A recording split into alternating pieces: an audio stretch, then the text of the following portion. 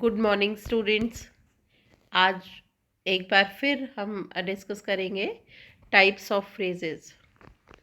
Phrases जैसा हमने पहले भी डिस्कस किया, मैंने बताया कि फ्रेजेस क्या है, ग्रुप ऑफ वर्ड्स है जिसमें वर्ब और सब्जेक्ट ऑफ वर्ब नहीं होता है ना। देखिए यहाँ according to this text, a phrase is a group of related words. ये बहुत इंपॉर्टेंट है। Group of related words within a sentence. एक सेंटेंस में ग्रुप ऑफ वर्ड्स, जो related group of words use होता है, एक साथ कुछ ऐसे रिलेटेड वर्ड्स होते हैं वो हमेशा यूज़ होते हैं, that complements the overall structure of the sentence. जो पूरे सेंटेंस में एक पर्टिकुलर ग्रुप ऑफ वर्ड्स है, जो किसी भी सेंटेंस में वैसा ही ग्रुप ऑफ वर्ड्स यूज़ होता है, उसको फ्रेज कहते हैं। This group of words does not include, बहुत इंपॉर्टेंट है। देखो मैं यहाँ पे आपको अंडरलाइन करके दिखाती हूँ कि this group of words does not, right, this is very important, does not include the subject and the object. So please take care. No subject and no object, right? Therefore, the phrases, therefore, a phrase cannot stand alone as a sentence. Very important, right? Phrase cannot stand alone. Why? Because no subject, no object. As an alone part cannot give a complete meaning of the sentence, right? So that is there. Okay. Now come to the example. I saw a joker in the street. अब in the street एक group of words है जो कहीं भी use हो सकता है। in the street, I met you that day in the street, right? I found the baby in the street, right? तो in the street is a related group of words जो कि कहीं भी यूज हो सकता है। यहाँ इस सेंटेंस में वो क्या कह रहे हैं कि सेंटेंस का कॉम्प्लीमेंट है, तो group of words does not include, यहाँ अगेन फिर हम देखेंगे, does not include subject and object. इस ग्रुप ऑफ वर्ड में कोई सब्जेक्ट और ऑब्जेक्ट नहीं है, है ना। तो इसीलिए ये क्या हो गया, ये हो गया group of words phrase, right. चलिए आगे। A phrase can act as an noun, adjective, preposition or adverb within a sentence. Very important. It can be used as a noun, as an adjective, as a preposition or adverb. एक phrase किसी भी sentence का noun phrase हो सकता है, adjective phrase हो सकता है, प्रिपोजिशन फ्रेज हो सकता है, एडवर्ब फ्रेज हो सकता है। ठीक है। The function of a phrase depends upon its construction and place in a sentence. देखेंगे हम कि वो फंक्शन क्या है उसका। अभी एग्जाम्पल में आपको समझ में आएगा, पर नाउन फ्रेज क्या है, ये ग्रुप ऑफ वर्ड कभी नाउन का काम कर सकता है, कभी एडजेक्टिव का, कभी प्रिपोजिशन, कभी एडवर्ब का। Based on its function in a sentence, phrases are divided into these categories, right? First, noun phrase, verb phrase, बहुत ध्यान से समझिएगा, adjective phrase और adject phrase, adverb phrase, gerundial phrase और gerund phrase, infinitive phrase, prepositional phrase and absolute phrase। ये बहुत ध्यान रखें, ये एग्जाम में आता है ना। अब noun phrase, a phrase that acts as a noun in a sentence is called noun phrase। कैसे कि ग्रुप ऑफ वर्ड्स है जो वो फ्रेज है। हमेशा फ्रेज मीन्स मन में रखो ग्रुप ऑफ वर्ड्स। तो कौन सा group of words which acts as a noun, जो नाउन की तरह काम करे। It consist of a noun and other related words. इसमें एक नाउन होगा, नाउन फ्रेज में क्या क्या होगा, नाउन होगा और उससे रिलेटेड वर्ड्स होंगे, usually determiners and modifiers which modify the noun. Determiners क्या होते हैं, determiners a and the, 5 6 7, few some, मतलब जो डिटरमाइन, जो निर्धारित करते हैं कितना, उसको डिटर्मिनर कहते हैं, है ना। तो यहाँ पे डिटर्मिनर हो सकता है फ्रेज में, और मॉडिफायर्स मतलब उसी को दूसरे जो पार्ट्स ऑफ सेंटेंसेस हैं उसको मॉडिफायर्स कहते हैं, ठीक है। A noun phrase comprises a noun as the head word, बहुत important, and other related words, determiners और मॉडिफायर्स मे कम बिफोर और आफ्टर द नाउन। याद रखिए वो ज़रूरी नहीं है हेडवर्ड तो कहीं भी होगा, तो हेडवर्ड के पहले या हेडवर्ड के बाद रिलेटेड वर्ड्स आएंगे जिससे फ्रेज बनता है। The entire phrase acts as a noun in a sentence. कैसे, देखते हैं।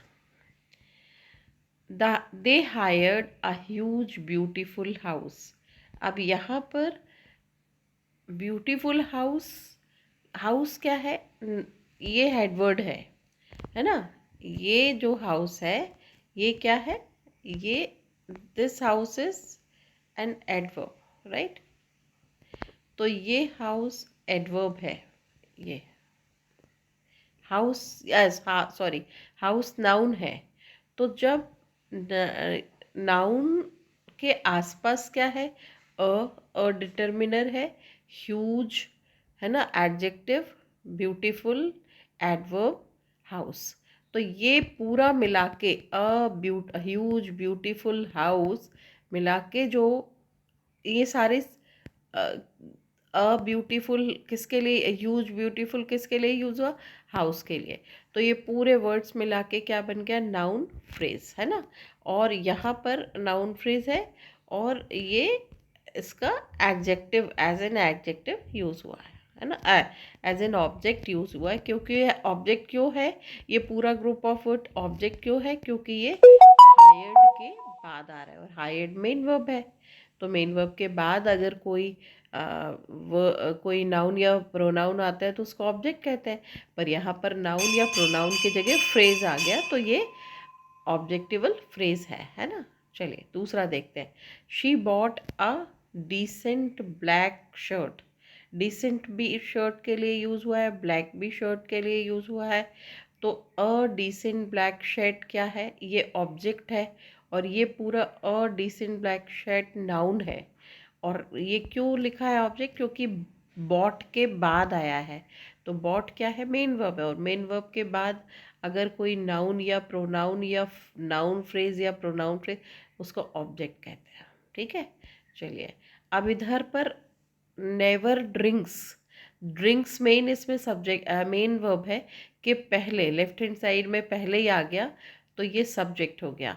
One of our close relatives, इसमें हेड वर्ड क्या है, रिलेटिव्स है, लेकिन ये सारे जो वन ऑफ आर क्लोज, तो यहाँ पे ये सारा रिलेटिव्स के लिए यूज हुआ है, इसीलिए ये नाउन फ्रेज है। Next example, a woman in the window. Women, अब यहाँ पर वुमेन पहले ही आ गया, बात किसकी हो रही है, वुमेन की। तो नाउन क्या है, वुमेन है, लेकिन अ वुमेन के लिए यूज हुआ है। पोजीशन क्या है वुमेन की, इन द विंडो, वुमेन के लिए यूज। पर फाइनली अगर हम इमेजिन, आप इसको इस तरह से भी लर्न कर सकते हो। देखो अगर मैं ये चारों सेंटेंस बोलती हूँ, है ना, देखो पहला देखो, दे hired a huge beautiful house. मैं ये चारों सेंटेंस रीड कर रही हूँ, आप इमेजिन करना कि आपके माइंड में क्या आ रहा है। दे हायर्ड अ ब्यूटीफुल हाउस, तो हमारे माइंड में आ रहा है हाउस। अब वो बाकी बातें बाद में है, हाउस कैसा, तो ह्यूज, बहुत बड़ा, बहुत सुंदर, है ना।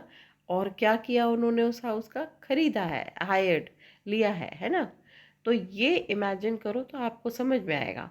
जैसे she bought a decent black shirt, तो फाइनली क्या है, शर्ट की बात हो रही है, कैसी है, डिसेंट है, सोबर है, अच्छी, और ब्लैक कलर की है, वो लेकर आई है ना। अब number next, one of our close relatives, तो बात रिलेटिव्स की हो रही है। नेवर ड्रिंक्स कॉफ़ी, है ना, तो यहाँ वो कभी कॉफ़ी नहीं लेते, ठीक है, लेकिन रिलेटिव की बात हो रही है, ठीक है, तो ये इस तरह से होता है। अब देखते हैं next.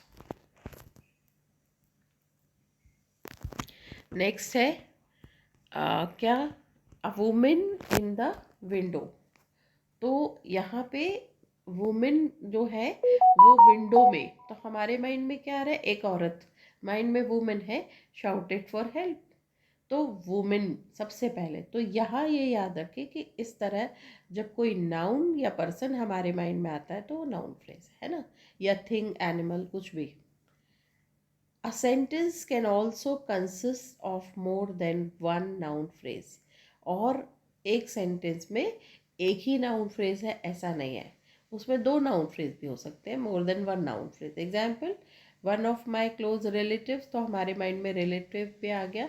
Bot a beautiful red car, अब रिलेटिव है एक नाउन और दूसरा है कार, तो इस तरह से इसमें नाउन वर्ब के पहले भी नाउन फ्रेज है और वर्ब के बाद भी नाउन फ्रेज है, लेकिन वर्ब के पहले वाला नाउन फ्रेज कौन सा, one of our close relatives, ये क्या हो गया, ये नाउन हो गया और सब्जेक्टिव नाउन फ्रेज हो गया।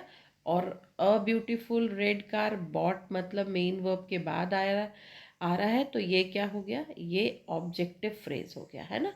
ध्यान रखना, ये ऑब्जेक्ट होता है, वर्ब के बाद वाला हमेशा ऑब्जेक्ट होता है, वर्ब के पहले वाला फ्रेज हमेशा सब्जेक्ट होता है।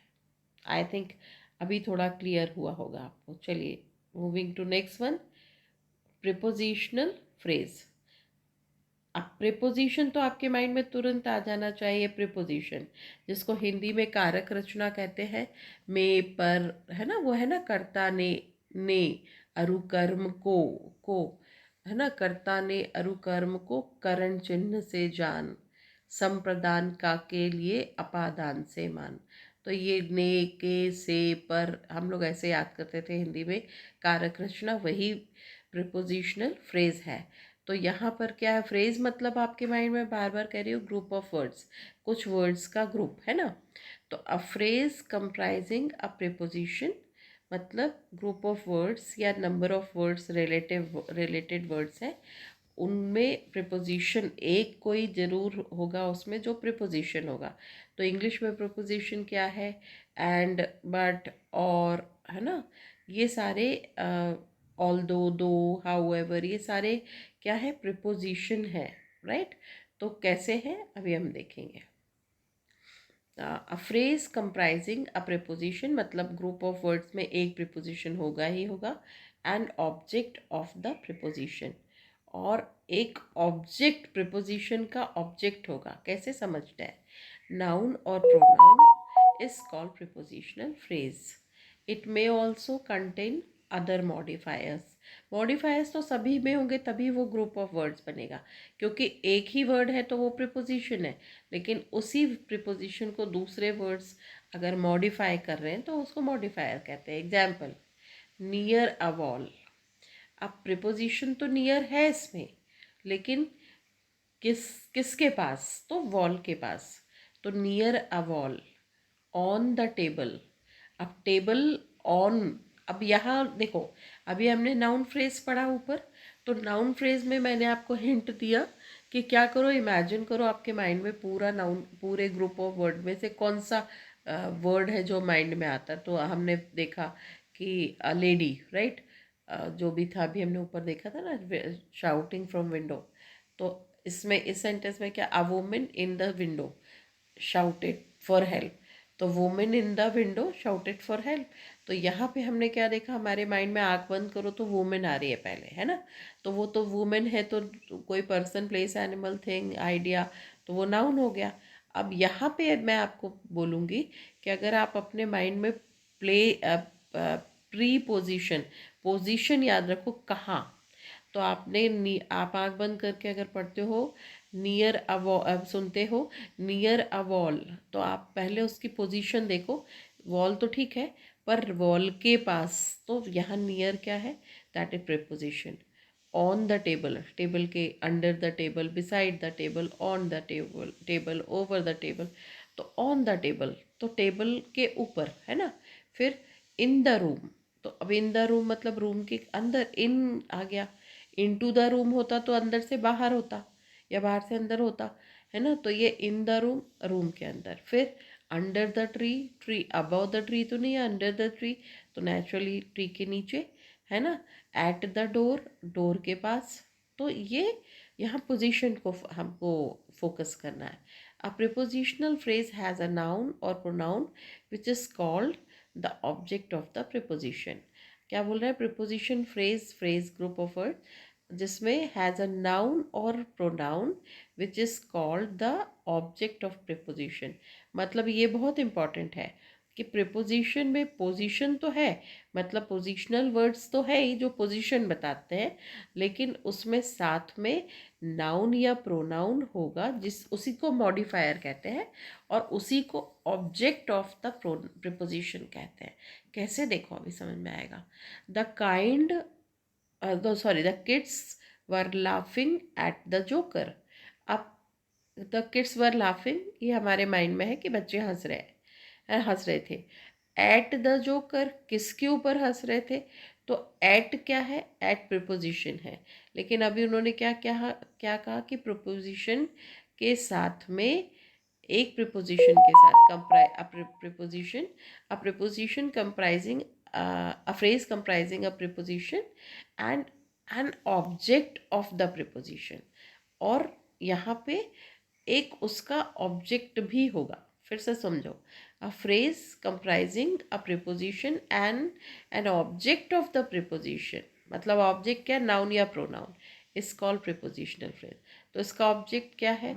एट तो यहाँ पर प्रिपोजिशन है, लेकिन एट के बाद जो द जोकर है वो ऑब्जेक्ट है उसका। किसका? एट का ऑब्जेक्ट है।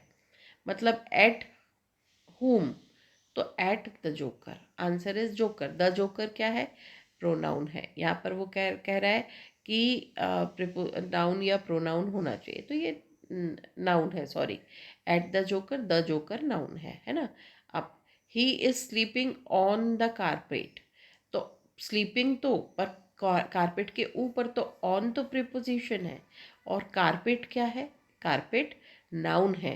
तो ये कारपेट के इस तरफ ऑन के इस तरफ आ रहा है। आप इसको ऐसे देखो, ये ऑन है, ऑन के इस तरफ, मतलब लेफ्ट हैंड साइड में। याद रखो, लेफ्ट हैंड साइड हम मैथ्स में थ्योरम में पढ़ते हैं ना, left hand side, right hand side. तो जब लेफ्ट हैंड साइड आता है तो वो ऑब्जेक्ट हो जाता है। तो ये ऑब्जेक्ट है, लेकिन कौन सा ऑब्जेक्ट है? ये नाउन है। मतलब नाउन की पोजीशन क्या है? वो ऑन के लेफ्ट हैंड साइड में, इसीलिए द कारपेट ऑब्जेक्ट है। ऐसे याद रखो, ठीक है। चलिए नेक्स्ट। द टीचर लुक्ड, ठीक है। अब किसका? Looked at the black board. कहाँ देख रही है? तो ब्लैक बोर्ड। एट क्या हो गया? प्रिपोजिशन। द ब्लैक बोर्ड क्या है? नाउन। और the black board at the left hand side में, इसलिए वो ऑब्जेक्ट है, ठीक है। फिर he drives the car at a high speed, तो drives the car at a high speed.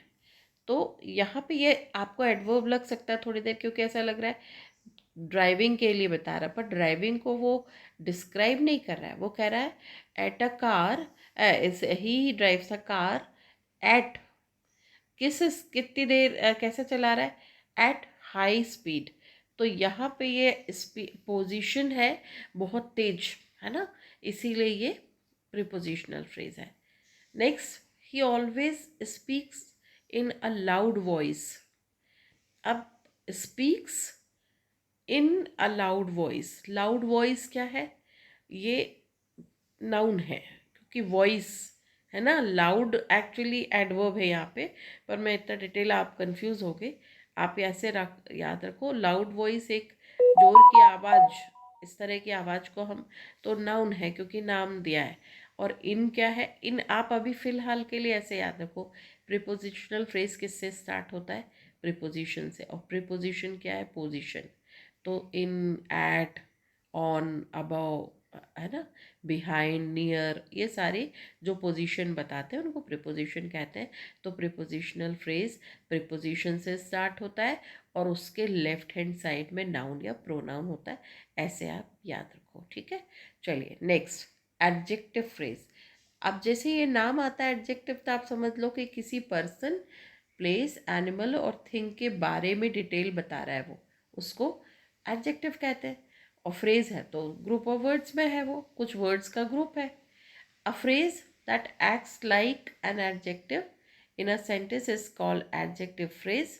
Like an adjective, it modifies, सुना, एन एडजेक्टिव, मतलब इसमें एक एडजेक्टिव तो होगा ही होगा जो क्या करेगा, gives more information about noun और pronoun. It consist of adjectives, modifiers and other word modifying the noun और प्रोनाउन। और ये बहुत इंपॉर्टेंट है कि इस फ्रेज में क्या होता है।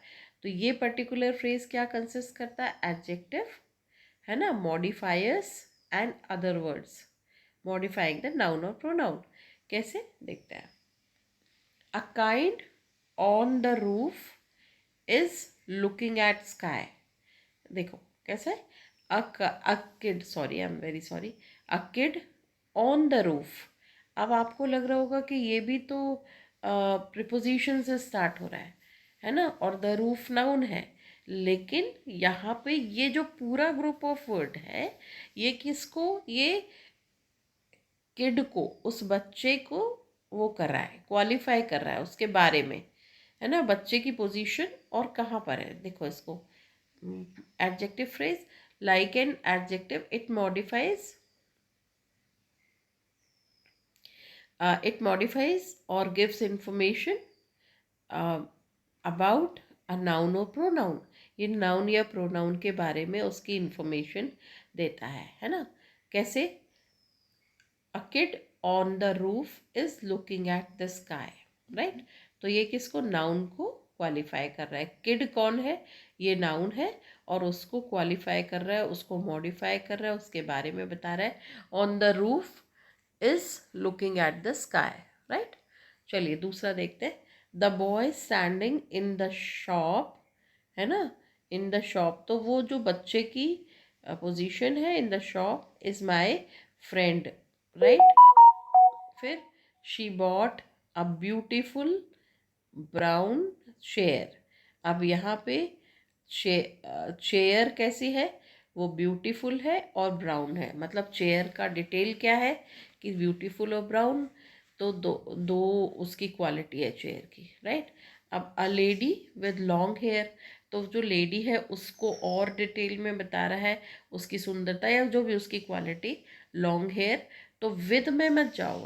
अब आप ये देखो, वो लड़की, अब इसमें क्या इमेजिन करो, जैसे इस केस में देखो आप, लेडी विद लॉन्ग हेयर, तो लेडी के बारे में और डिटेल कि लंबे बाल है, is walking in the garden. फिर she gave me a cup full of tea, right. तो यहाँ पे कप में, कप कितना है, कप में फुल चाय भरी है। तो उस कप को डिटेल में, कप नाउन है और नाउन के बारे में डिटेल बताना इस एडजेक्टिव, तो फुल ऑफ टी, है ना, इसीलिए ये एडजेक्टिव हो गया, एडजेक्टिवल फ्रेज हो गया। फिर a student from my class, student बहुत सारे हैं पर मेरी क्लास का स्टूडेंट, मतलब स्टूडेंट का डिटेल बता रहा है, वन द कंपटीशन। तो यहाँ पर फ्रॉम माई क्लास क्या हो गया, ये हो गया एडजेक्टिव फ्रेज। अभी आपको थोड़ा कन्फ्यूजन हो रहा होगा एडजेक्टिव फ्रेज में और प्रिपोजिशन, क्योंकि कुछ वर्ड्स प्रिपोजिशन से स्टार्ट हो रहे हैं। तो मैं आपको बता दूँ, प्रिपोजिशनल फ्रेज जो है ना, प्रिपोजिशन फ्रेज में उसकी पोजीशन बता रहा है। आप इसको अगर आप, if you close your eyes and then think and then listen this one, आप इन सेंटेंस को रिकॉर्ड करो और फिर सेंटेंस को आप आंख बंद कर सुनो। तो the kids were laughing at the joker, है ना, तो लाफ कर रहा है एट द जोकर, तो जोकर के ऊपर, तो वो जोकर की पोजीशन आपको दिख रही है क्योंकि बहुत सारे लोग खड़े हैं। फिर he is sleeping on the carpet, तो कारपेट के ऊपर सो रहा है, मतलब यहाँ आप पोजीशन को ध्यान दो। अ टीचर लुक्ड, तो फिर किसके, एट द ब्लैक बोर्ड, कहाँ देख रही है टीचर, कहाँ वाला जो वेयर है ना उसका आंसर। और जैसे ही drives the car at high speed, तो कार ड्राइव कर रहा है लेकिन बहुत ज़्यादा, तो वो पोजीशन आप इमेजिन करो तो बहुत ज़्यादा तेज। He always speaks in a loud voice, तो यहाँ पे इन क्या है, इन से स्टार्ट हो रहा है और लाउड वॉइस है। तो आप तो ऐसे याद रखो, प्रीपोजिशनल फ्रेज में प्रीपोजिशन होता है और प्रीपोजिशन के लेफ्ट साइड में नाउन या प्रोनाउन होता है। अभी थोड़ी देर के लिए ऐसे याद। और इसमें क्या होता है, एडजेक्टिवल फ्रेज में क्या होता है, adjectival phrase consist of adjective, इसमें एडजेक्टिव तो होगा, तो adjective modifiers and other words modify the noun और प्रोनाउन। जो नाउन या प्रोनाउन को मॉडिफाई करते हैं तो एडजेक्टिव हो सकता है, मॉडिफायर्स हो सकता है, या अदर वर्ड्स भी हो सकते हैं। कैसे, अब अदर अ किड, पूरी बात अब आप इसको भी रिकॉर्ड करो और सुनो। तो किड ऑन द रूफ है ना, तो किड की पोजीशन तो बता ही रहा है, साथ में वो जो बच्चा है वो रूफ में खड़ा है उसके बारे में। The boy standing in the shop, right. ठीक है, तो चलिए इसको अभी और देखेंगे। अब आते हैं एडवर्ब फ्रेज। एडवर्ब फ्रेज क्या है, a phrase that acts as an adverb in a sentence. Adverb, पहले आप एडवर्ब समझो। एडवर्ब क्या है, जो वर्ब में कुछ ऐड करे उसको एडवर्ब कहते हैं, वर्ब में। अब आप ऐसे याद रखना, जब फ्रेज पढ़ो ना आप, तो आप आईज क्लोज करके, कभी आपका प्रिपोजिशन फ्रेज है तो आप पोजीशन पे ध्यान देना। फिर पूरा कैमरा जो है हमारा, टॉर्च, हमारे मोबाइल में टॉर्च है समझ लीजिए, आप इसको ऐसा समझो कि टॉर्च को हम ऑन करते हैं, तो ये वाली टॉर्च क्या है, ये टॉर्च नॉर्मल टॉर्च से इसलिए अलग है क्योंकि इसमें बहुत ब्राइट, कहीं एक जगह, सभी जगह लाइट जाएगी। लेकिन अगर नॉर्मल टॉर्च जो होती है वो फोकस्ड रहती है, वो गोले जैसे, मान लो कि एक किसी पर्टिकुलर जगह में फोकस करना है तो वो उसी उतने जगह में उजाला फैलाती है। तो आप मान लो नॉर्मल एक टॉर्च लेते हो और ऐसे इमेजिन करो कि प्रीपोजिशनल फ्रेज मतलब आप पोजीशन पे ध्यान दे रहे हो। अगर एडजेक्टिवल फ्रेज है तो मतलब पर्सन कैसा है, एनिमल एंड और थिंग, जो लोग हैं, नाउन प्रोनाउन, उसके बारे में। अगर हमने अभी देखा कि नाउन फ्रेज है तो वो पर्सन, एनिमल और थिंग या कौन है वो, उस पे टॉर्च करोगे। अब हम आते हैं एडवर्ब में। तो एडवर्ब मतलब हमारा फोकस किस पे, किसको हम लाइट शो करेंगे, वर्ब में। अब हमें बाकी चीज़ों से कोई मतलब, में अंधेरा कर दो, सिर्फ वर्ब को लाइट, अगर वर्ब में लाइट थ्रो करेंगे तो फिर हम देखेंगे ये एडवर्ब है। कैसे, एडवर्ब फ्रेज जो है वो like in adverb it modifies gives more information about a verb, मतलब वो वर्ब के बारे में। और वर्ब क्या है, वर्ब मतलब कोई काम, कोई action. And other adverb in the sentence, तो वो वर्ब है या दूसरा एडवर्ब है ना। तो उसको कैसे, उसको अभी मैं बताती हूँ आपको। देखो, एडवर्ब, अब एडवर्ब में क्या है, एडवर्ब एग्जाम्पल, फिर से एक बार इसको रिपीट कर रही हूँ। Adverb like an adverb it modifies, gives more information, और अ वर्ब ये वर्ब के बारे में इंफॉर्मेशन देता है या दूसरे एडवर्ब को भी क्वालिफाई। एडवर्ब की एक एक इम्पॉर्टेंट एडवर्ब की इंफॉर्मेशन ये है कि एडवर्ब किस किस को क्वालिफाई करता है, एडवर्ब वर्ब को क्वालिफाई करता है, एडवर्ब एडवर्ब को क्वालिफाई करता है, और एडवर्ब एडजेक्टिव को भी क्वालिफाई करता है। याद रखना बहुत अच्छा, एडवर्ब नाउन को प्रोनाउन को क्वालिफाई नहीं करता बस, बाकी सबको क्वालिफाई करता है। नाउन प्रोनाउन को कौन क्वालिफाई करता है, एडजेक्टिव क्वालिफाई करता है। पर एडवर्ब किसको क्वालिफाई करता है, नाउन प्रोनाउन, जो वर्ड्स नाउन या प्रोनाउन को क्वालिफाई कर रहे हैं वो एडजेक्टिव है, पर जो वर्ड्स वर्ब को या एडजेक्टिव को या एडवर्ब इटसेल्फ को क्वालिफाई करते हैं उनको एडवर्ब कहते हैं।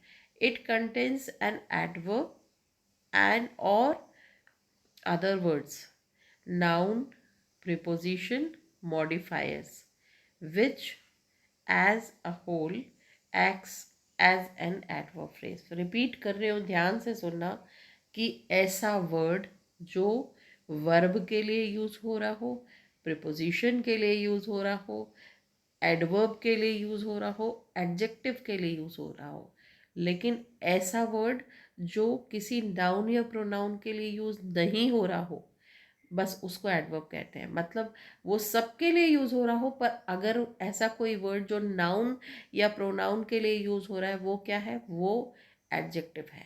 बाकी जितने भी वर्ड अगर वर्ब और वर्ब मेनली के लिए यूज़ होते हैं, उसको एडवर्ब कहते हैं। अभी आप एग्जाम्पल देखो, समझ में आएगा। ही ड्राइव्स अ कार। अब आप फिर से इसको, आप, मैं पढ़ रही हूँ, आप अगर आइज क्लोज करके सुनो तो आपके मन में क्या आता है। देखो, मैं पूरे सेंटेंस पढ़ूंगी फिर बताती हूँ आपको। ही drives a car at a very high speed, है ना। यहाँ पर at a very high speed जो है, कार, आप आइज क्लोज करो और आप इमेजिन करो कि ये जो at a very high speed है, ये किसके लिए यूज़ हो रहा है? ये कार की स्पीड के लिए, ड्राइव्स के लिए यूज़ हो रहा है। क्योंकि ड्राइव्स क्या है? मेन वर्ब है। तो पूरी बात, ये जो at a very high speed है, ये किसके लिए यूज़ हो रहा है? ड्राइव्स के लिए। तो ये क्या हो गया? एडवर्ब हो गया, एडवर्ब फ्रेज हो गया, है ना। ग्रुप ऑफ वर्ड्स है ना। फिर ही वॉज रनिंग, दौड़ तो रहा है, तो उसका फोकस, अभी मैंने कहा टॉर्च किसके ऊपर, लाइट थ्रो करो, रनिंग के ऊपर। और देखो तो रनिंग कैसा? बहुत तेज, वेरी फास्ट। तो रनिंग को ही एक्सप्लेन कर रहा है वो, वेरी फास्ट, इसीलिए वेरी फास्ट क्या हो गया? एडवर्बियल फ्रेज हो गया। फिर she always speaks in a respectful way, speaking के ऊपर हमारे फोकस है। Speaks in a very respectful way, तो इन अ रिस्पेक्टफुल वे बोलने के लिए यूज़ हो रहा है, और इसीलिए ये एडवर्ब फ्रेज है। फिर they walked along the walk, है ना। तो वॉकिंग हमारा फोकस है, कहाँ? Walk, along the walk, right, along the wall. फिर she welcomed the guest in a nice way, welcome के लिए इन अ नाइस वे यूज़ हुआ है कि उसने बहुत अच्छे से गेस्ट को अटेंड किया। फिर he stayed at college for a few hours, तो स्टेड के लिए फॉर अ फ्यू आवर्स, कितनी देर? कुछ घंटों, है ना। फिर the kid sat beside her mother, right. तो यहाँ पर सेट के लिए पूरा ये जो है, ये वर्ड यूज़ हो रहा है, तो इसीलिए ये वर्ब को मॉडिफाई कर रहा है, बिसाइड हर मदर, और इसीलिए ये क्या है? एडवर्ब फ्रेज है। अब है वर्ब फ्रेज। अब verb phrase is a group of main verb, याद रखो, group of main verb, group of main verb and helping verb. मतलब इसमें पहले ये मेन वर्ब है और फिर हेल्पिंग वर्ब है, याद रखना, within a sentence. Okay, अब देखते हैं इसको। She is writing a letter, ये क्या है? मेन वर्ब इसमें क्या है? राइटिंग, है ना। और हेल्पिंग वर्ब क्या है? इज। तो she is writing a letter. Number two, he has pass the exam, तो पास्ड मेन वर्ब है और हैज़ हेल्पिंग वर्ब है। The students must reach on time for the lecture, तो reach main verb, must, must क्या है? Must है model, है ना। मतलब हेल्पिंग वर्ब में भी काउंट होता है ये, है ना। ओके, फिर they have been playing football since morning, तो प्लेइंग मेन वर्ब है और हैव और बीन हेल्पिंग वर्ब है, राइट। फिर he is waiting for his friend, waiting main verb है, इज़ हेल्पिंग वर्ब है। ये तो बहुत सिंपल है, मुझे लगता है इसमें बहुत एक्सप्लेन करने की ज़रूरत नहीं, you must have got it, right. चलिए अब नेक्स्ट देखते हैं। नेक्स्ट है infinitive phrase. Infinitive phrase last है ये। इन्फिनेटिव जैसे नाम से पता चलता है कि बहुत सारा, बहुत बड़ा। कैसे? देखो, an infinitive phrase contains an infinitive, infinitive का मतलब बता रहा है वो, to plus first form of verb, to plus first form, मतलब ये टू तो रहेगा ही इसमें, और टू आता है तो ये हमको पहले से पता है कि टू के साथ हमेशा रूट वर्ड या फर्स्ट फॉर्म ऑफ वर्ब हमेशा यूज होता है ना। एंड मॉडिफायर्स और other related words linked to the infinitive. An infinitive phrase acts as an noun और एन एडजेक्टिव और एडवर्ब। तो ये इन्फिनेटिव फ्रेज कभी नाउन की तरह काम करेगा, कभी एडजेक्टिव की तरह, कभी एडवर्ब, लेकिन ये होगा किससे स्टार्ट? टू से ही स्टार्ट होगा। देखो कैसे, I like to drive a car. तो टू ड्राइव, अब यहाँ पर ये किसकी तरह का काम कर रहा है? टू ड्राइव अ कार, क्योंकि कार है ना और कार नाउन है, तो टू ड्राइव अ कार मतलब ये एक नाउन की तरह काम कर रहा है। अब इसमें फिर से मैं कहूँगी, आप आईज क्लोज करो और I am reading for you. I like, तो क्या? To drive a car. तो कार ड्राइविंग एक तरह से है ना। तो ये क्या हुआ, ये लाइक मेन वर्ब है और मेन वर्ब के लेफ्ट हैंड साइड में है, तो ये नाउन तो है लेकिन ऑब्जेक्टिव नाउन है। अब to get success in the exam is the ambition of every student. मुझे एग्जाम में सक्सेस, किसी भी तरह से एग्जाम में सक्सेसफुल होना है, तो यहाँ पर सक्सेस है एक्चुअली, इसको अगर अपन कहें तो success is the ambition of every student. तो सक्सेस क्या हो गया यहाँ पे? नाउन हो गया, क्योंकि ये सब्जेक्टिव नाउन है, क्योंकि ये इज के लेफ्ट हैंड साइड में आ रहा है। राइट हैंड साइड में आएगा तो ऑब्जेक्ट, लेफ्ट हैंड साइड में आएगा तो subject. The government made a plan to help, to से याद रखो वैसे तो आप, फिर भी टू हेल्प द पुअर। तो यहाँ टू क्या हो गया? ये क्या हो गया? एडजेक्टिव हो गया। क्यों एडजेक्टिव हो गया? क्योंकि प्लान के लिए यूज हो रहा है ये, plan to help the poor. तो ये टू हेल्प द पुअर पूरा प्लान के लिए, और प्लान क्या है? ये एक नाउन है ना। फिर next, she sang a song to please the audience, है ना। अब यहाँ पर खुश करने के लिए, तो गाना तो गाया लेकिन लोगों को खुश करने, तो टू प्लीज, टू में इन्होंने रेड करना शायद भूल गए, टू प्लीज, तो टू मेक समवन हैप्पी। तो यहाँ पर एक तरह का एक काम हो रहा है, इसीलिए ये एडवर्ब है। और लास्ट है the joker dance to entertain the people. तो ये अब डांस तो है लेकिन टू एंटरटेन द पीपल, तो यहाँ पर एडजेक्टिव क्यों हुआ?